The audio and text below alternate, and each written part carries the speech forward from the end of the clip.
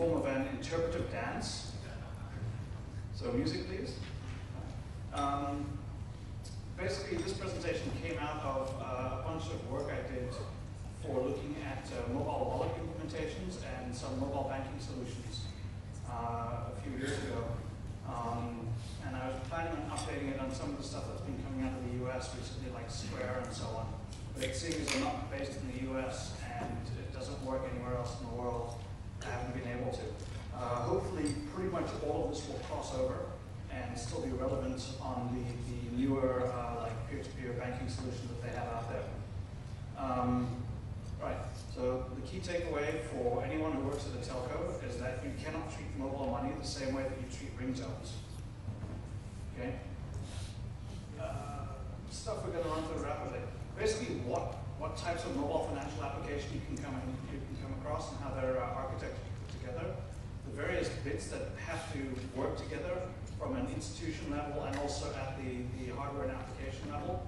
The risks, the attack vectors, and then there's a large number of recommendations in here, which I would suggest that, does anyone here work at a bank that's implementing a mobile banking solution? Okay. Does anyone here need to break into a bank that's implementing a mobile banking solution? Okay, so those of you who are doing this stuff, read the recommendations. Those of you who are doing it the other way, when you read the recommendations, every time you find that a recommendation has not been followed, realize that you can do an attack through that, right? So it should work for everyone, and the other 90% of you can sleep. Okay, there's basically only two types that I care about. I care about big things that run in telcos, which means I care about mobile banking applications, and I care about mobile wallets. The main difference between them is who holds the money, and usually who pays for the infrastructure and puts it together. So with a mobile banking application, a telco operator is basically trying to provide only a secure channel between the end user customers and the bank. Although they won't actually interface with the bank, they'll usually go through an aggregator because it's just easier that way. The protocols that banks speak and the amount of regulation they go through mean that they tend to have a certain limited number of suppliers that they actually directly network with, and then those suppliers will provide their services. And one of them will be, for example, interfacing with the telco and providing an API for mobile banking. Mobile wallets, on the other hand, are very, very popular here in Southeast Asia. I believe not in Singapore yet, I'm not sure.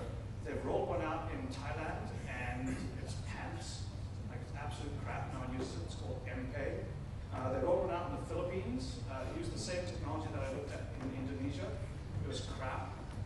They rolled one out in Indonesia. It was so bad that everyone associated with the project is now being fired or forced to retire.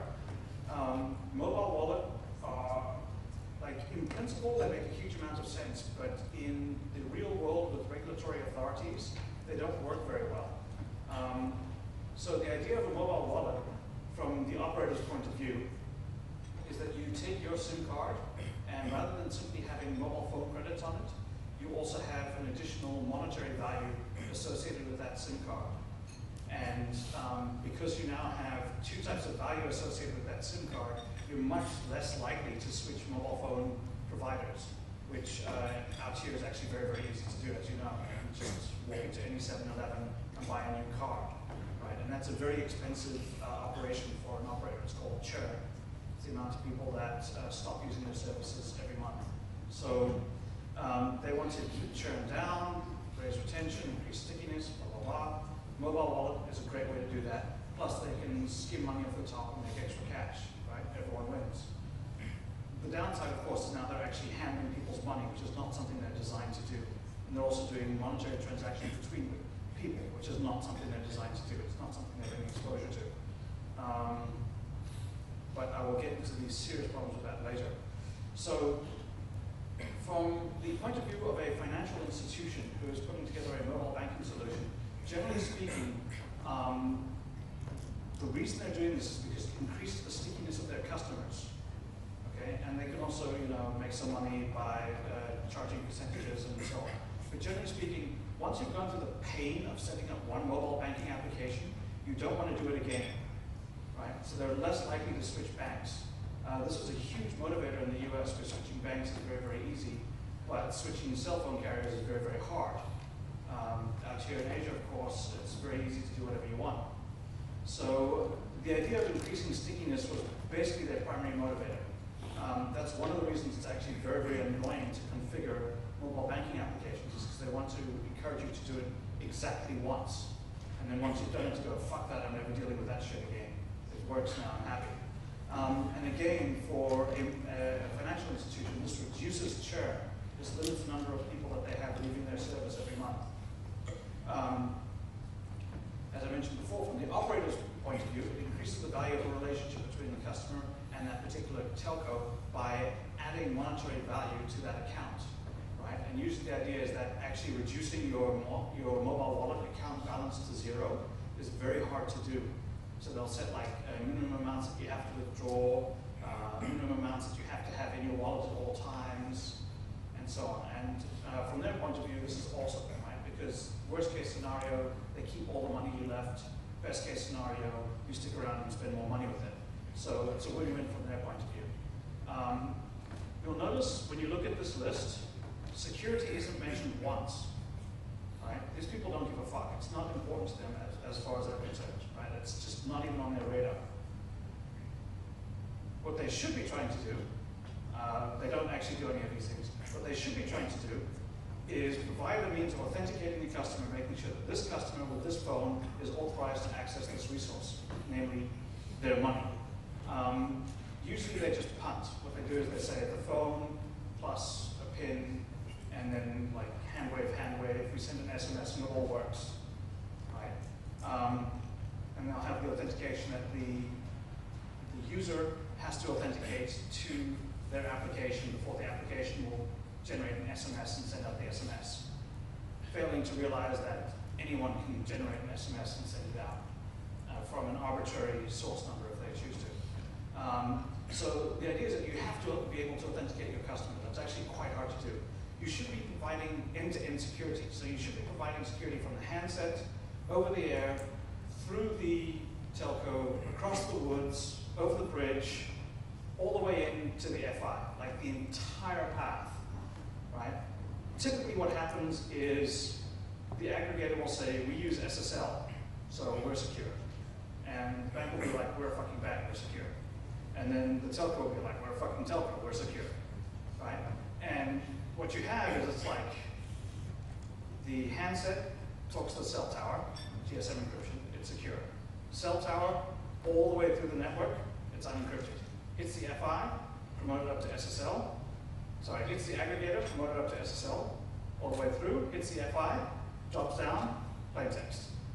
And like, that's not adequate, that's not enough. So confidentiality is completely fine in all of these situations because generally speaking, if you work for an operator, or if you have access to operator equipment, or if you know how to break into a Solaris 2.6 box, you can access all of this stuff, right? Has anyone ever done a pen test on telcos? Raise your hands. Has anyone ever done an authorized pen test on telcos? No? Me neither. They're very, very easy to break into. They don't know anything, right? They're very, very, it's not even like crunchy on the outside, chewy on the inside. It's like chewy on the outside, liquid in the middle. Like, they're terrible. Particularly once you get into just one part, then it's game over. They'll have like the same root password on absolutely everything. Once we had the problem when we did a pen test that we owned 600 machines in the first hour, and we had to spend the remainder of the week that we were supposed to be doing the pen test just writing the report because we'd owned 600 machines. We just scripted it with one set of SSH keys and took over everything. And then we scraped all the data. It was pretty bad. So anyway, the level of security that they should be aiming for is at least as secure as an ATM. Right? If you're sending someone money using your mobile phone, you should have the same level of assurance as going to a skimmer, an ATM anywhere in the public sidewalk and giving the Russians your PIN number, taking out money from an ATM, right? So, on the one hand, they actually have achieved this. A mobile phone acting as a mobile phone banking device is at least as secure as a skimmer in Malaysia or in various parts of Thailand. On the other hand, it's not as secure as an ATM is supposed to be. And part of the reason for that is operators don't know anything about financial risk. They've never had to. It's not part of their corporate identity. They don't have people who understand that, like, when you're dealing with money, it's very different from when you're just dealing with credit or services that you bill for later, right? So as a mobile phone provider, when they sell someone a top-up credits, right? They convert cash into credits, which is some amount of services that they are now contractually obligated to provide. And if the customer doesn't run through all of those credits, they get to keep whatever is left over, right? It's very, very different from when you take someone's money and hold it for them, right? You can't just be like, sorry, you didn't claim your money within 30 days, it's mine now, right? It doesn't work like that. But they don't really understand this, okay? That's not part of their corporate identity. They don't worry that much, like if someone's stealing a small amount of credits, right? It's revenue leakage, it's part of the cost of doing business, they'll deal with it. If someone is stealing money that you're holding for someone else, that's actually a serious concern, because now you're liable for all of the money that's gone, plus potential damages on top of that, right? These are serious threats to a corporation, but it doesn't occur to them as an issue that they need to worry about. Part of the reason for that is that a mobile phone operator will view mobile banking or a mobile wallet as a value-added service. It's called VAS, okay? VAS is the same group that deals with ringtones, with wallpapers, with the $10 Tetris clones that you can buy for Symbian phones, all of your financial data, all of your personal data, right? These guys don't really care that much about a particular financial app. It's just a project to them, and it factors into their end-of-year bonus, which is based on ARPU, which is the average revenue per user, right? So from VAS's point of view, they have a certain budget set aside, and they can use that to install another ringtone server and license ringtones, which will directly impact their end-of-year bonuses, or they can use that to buy firewalls and security audits for their mobile banking solution. And that has no impact whatsoever on their end-of-year bonuses. Right? No points for figuring out what they're going to spend their budget on. And because these guys have historically never actually cared about security, because that's typically dealt with at the network end, it's just not something that ever occurs to them. Like, it's just not on their radar at all. We spent weeks and weeks and weeks trying to explain to them what the problems were, and they just didn't get it. Like, it ceased to, like, in one ear, out the other. As an operator, the understanding of what constitutes security is very, very limited. Right? Essentially, if the operator is losing money, that is a security threat, and they need to stop losing money. Right? So toll fraud, revenue leakage, these are security problems. Anything else is not a security issue because it doesn't impact their revenue. Right? So when we're trying to explain that a mobile wallet that allows you to transfer money without an authentication request from the guy whose money is being transferred, like, that is a serious security threat, and someone's money is going to go missing. And they're sitting there thinking, we made 5 cents on the SMS transfer, so it's like, it's a win, right? It's the opposite of a security problem. You're fucking making cash. So these guys don't really get what's going on. Very quickly, to go over the components that go into a mobile banking solution, you've got the handset, you've got the OTA component, which is the bits that actually talk GSM or whatever. You've got the carrier or the operator. I use the terms interchangeably. You've got an aggregator, which basically sits between one or more carriers and then one or more financial institutions to make sure that all the data gets routed correctly. And then you've got the financial institutions, who theoretically actually store and process all the money. So this is my awesome fucking diagram. It took me 15 minutes. I hope you're all very impressed. What was the funny thing I was going to tell you guys? Oh yeah. So one of the stories I had that came out of this was the carriers wanted to do real-time real-time processing of financial transactions, right? So every time a financial transaction was happening on their system, they wanted to sync it up to the bank account. And the aggregator was like, great, that works wonderfully for us. We have transaction-based billing. It's going to cost you 0.3 cents for every request, right? Or you could do a bulk end-of-day thing for $1,000 a pop.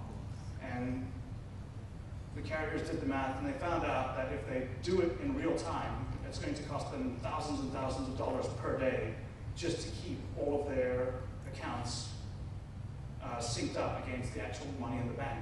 So what they had to do was end-of-day batch processing, which means that you have 24 hours from when you steal money here before anyone knows about it over there, right? Because they're only going to do all of their batch stuff at midnight.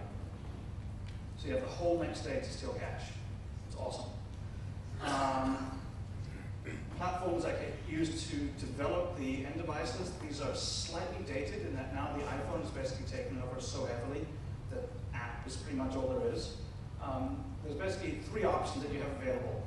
You've got web apps, you've got apps, as they're called, basically a thick client that runs directly on the phone, and you've got SIM card applications, which are called SDK.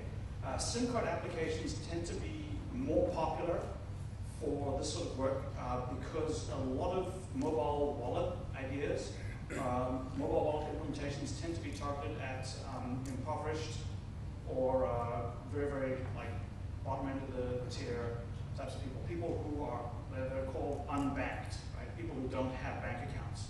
So they want to be able to use mobile wallets as a replacement for a bank account so that they can do remittance over long distances, so that they can provide ways for people to do things other than with cash immediately.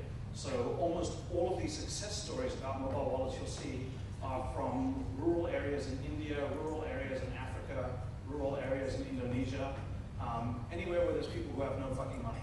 That's where mobile wallets are awesome, because even though they're dirt poor, they all have mobile phones.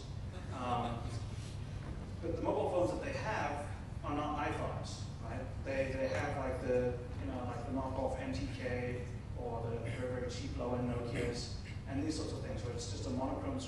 Some of you here must have seen them years ago before you all upgraded to smartphones, right? You must remember what they look like. There's people who still use those, right? Probably uncle when he's driving a taxi. But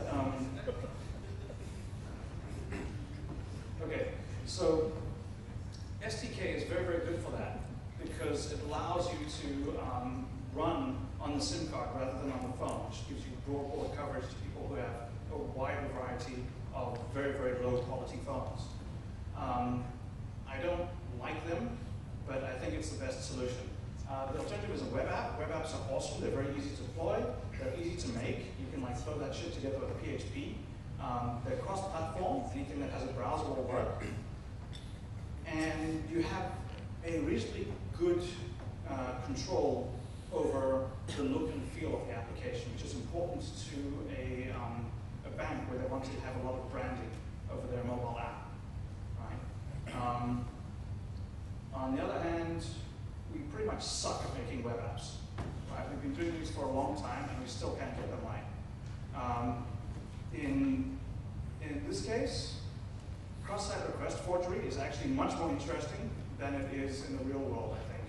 Because now you can, if you can do a cross-site request forgery attack against mobile banking application, first of all, the browsers on typical smartphones are pretty shit.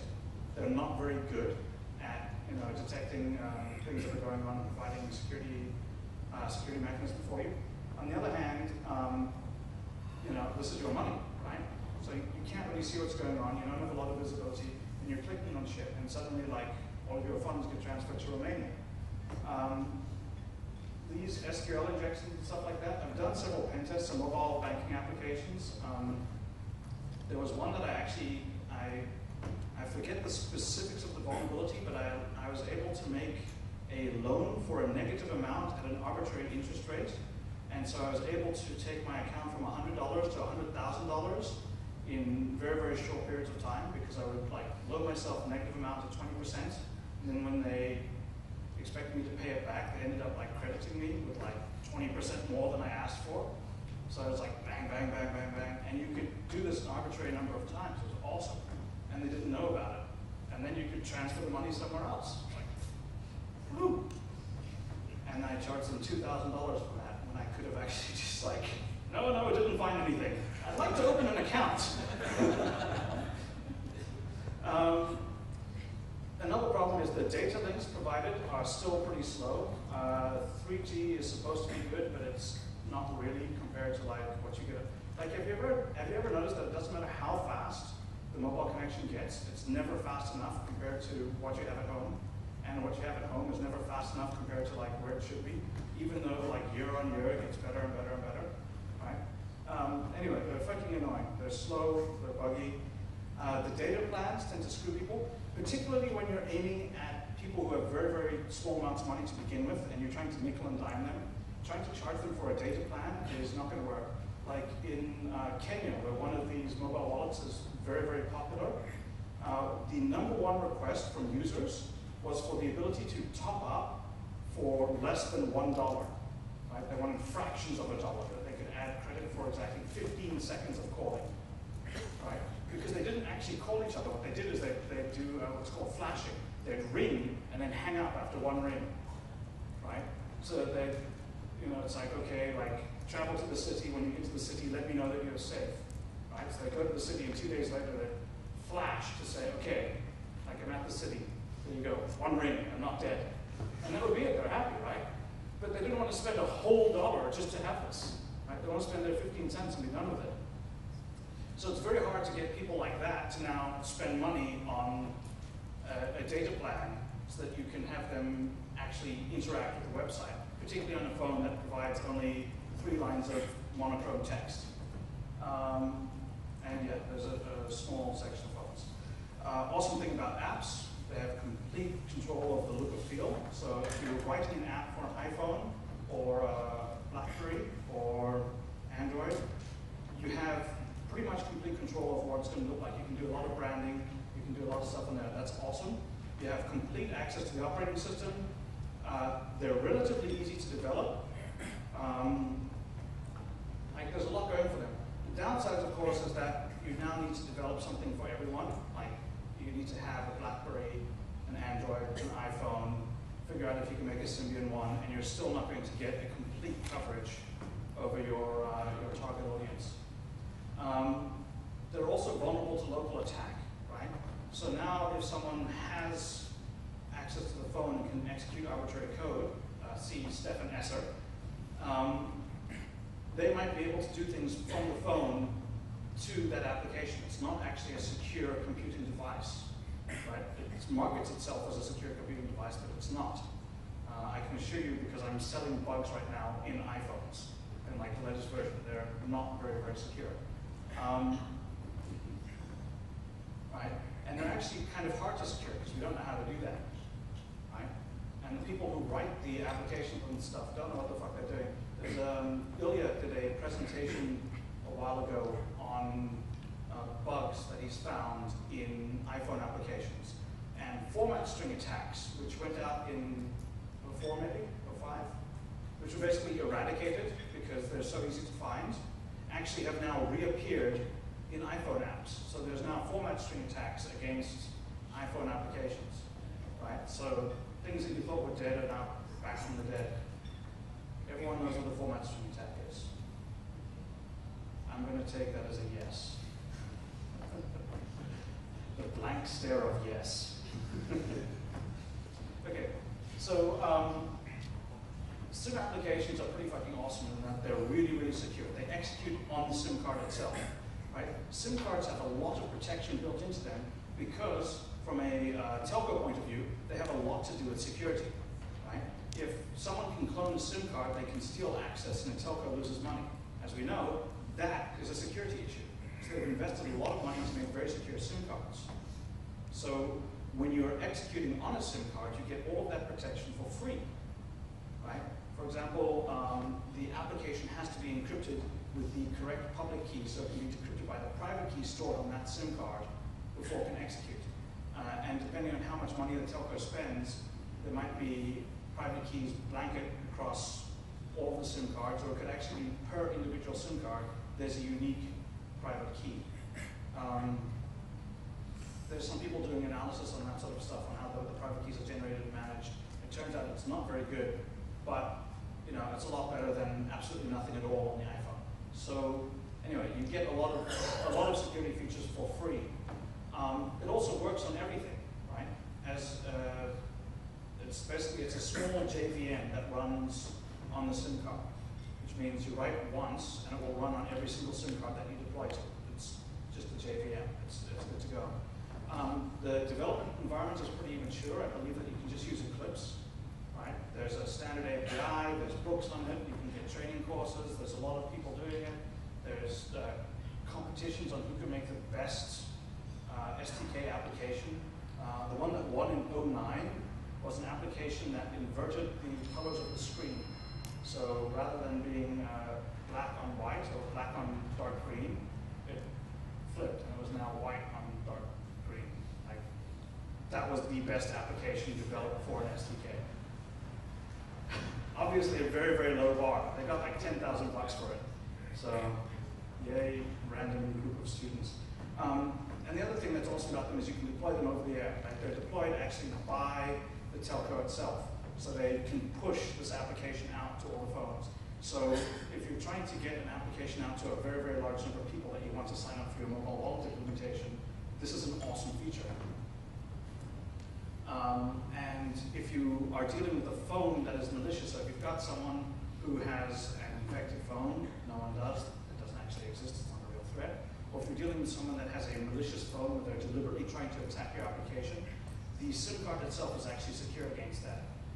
On the other hand, if you've got an application that is expecting to run in a secure environment and it's running on an iPhone, if I as a hacker are using my jailbroken iPhone to investigate how your application works, I have a huge amount of visibility now on what's going on because you're executing in an environment that I control.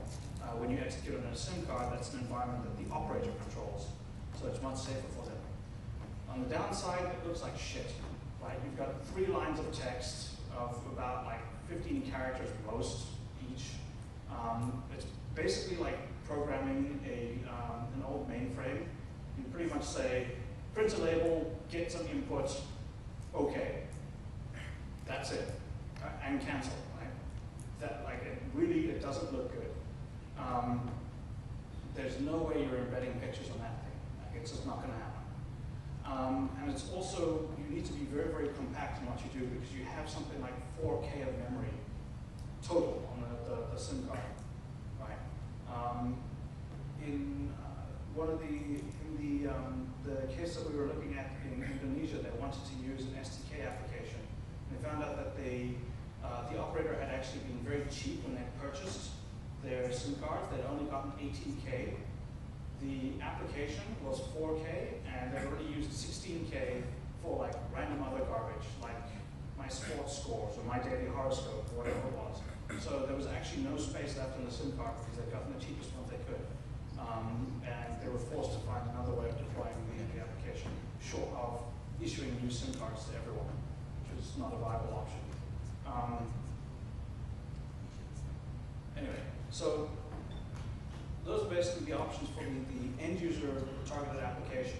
On the back-end architecture, typically the way that you've got it set up is there's a communications channel between the mobile phone and the operator. There's either USSD, which is like unstructured